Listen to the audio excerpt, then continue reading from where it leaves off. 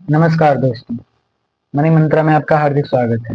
दोस्तों, जब भी निवेश की बात आती है तो दो विकल्प सामने सबसे ज्यादा चर्चा में रहते हैं। सोना यानी गोल्ड और रियल एस्टेट यानी जमीन जायदाद। दोनों ही निवेश के पारंपरिक और भरोसेमंद तरीके माने जाते हैं। लेकिन सवाल यह है कि आपके लिए सही विकल्प कौन सा है। आइए आज हम इसी विषय पर विस्तार से बात करते हैं। सबसे पहले बात करते हैं गोल्ड की। सोना भारतीयों के लिए सिर्फ धातु नहीं बल्कि भावनाओं से जुड़ा निवेश है। शादियों से लेकर त्योहारों तक हर जगह गोल्ड की अहमियत है।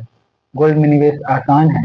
आप चाहें तो jewellery, gold coins, gold bars या डिजिटल गोल्ड और सॉवरिन गोल्ड बॉन्ड्स के जरिए निवेश कर सकते हैं।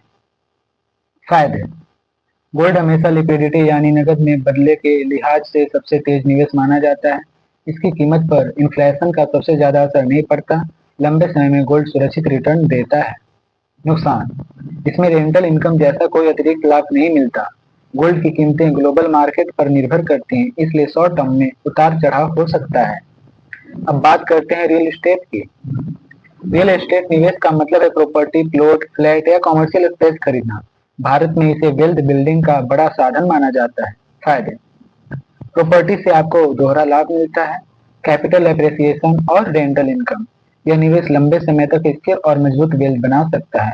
बैंक लोन लेकर रियल एस्टेट में निवेश करना आसान होता है और ईएमआई चुकाते हुए आप एक एसेट खड़ा कर लेते हैं। नुकसान। प्रॉपर्टी खरीदना आसान नहीं है। इसमें बड़ा इनिशियल इन्वेस्टमेंट चाहिए।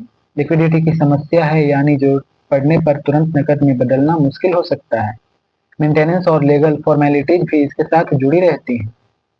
सही विकल्प कौन सा है? दोस्तों, गोल्ड और रियल एस्टेट दोनों के अपने अपने फायदे और सीमाएं हैं। अगर आप छोटे स्तर से निवेश शुरू करना चाहते हैं और जल्दी लिक्विडिटी चाहते हैं तो गोल्ड आपके लिए बेहतर है। वहीं अगर आप लंबी अवधि के लिए बड़ा निवेश करना चाहते हैं और रेंटल इनकम जैसे एक्स्ट्रा कमाई भी चाहते हैं तो रियल एस्टेट आपके लिए सही रहेगा। निष्कर्ष। असल में गोल्ड और रियल एस्टेट को एक दूसरे का कॉम्पिटिटर मानने की बजाय इन्हें पोर्टफोलियो डाइवर्सिफिकेशन का हिस्सा समझना चाहिए। थोड़ी थोड़ी राशि गोल्ड में और बड़ा निवेश रियल एस्टेट में करने से आपकी संपत्ति सुरक्षित भी रहेगी और बढ़ेगी भी। तो दोस्तों, निवेश का फैसला हमेशा आपकी जरूरत, रिस्क कैपेसिटी और फाइनेंशियल गोल्स को ध्यान में रखकर ही लेना चाहिए। चाहे गोल्ड हो या रियल एस्टेट, समझदारी से किया गया निवेश भविष्य में आपको फाइनेंशियल फ्रीडम दिला सकता है। धन्यवाद।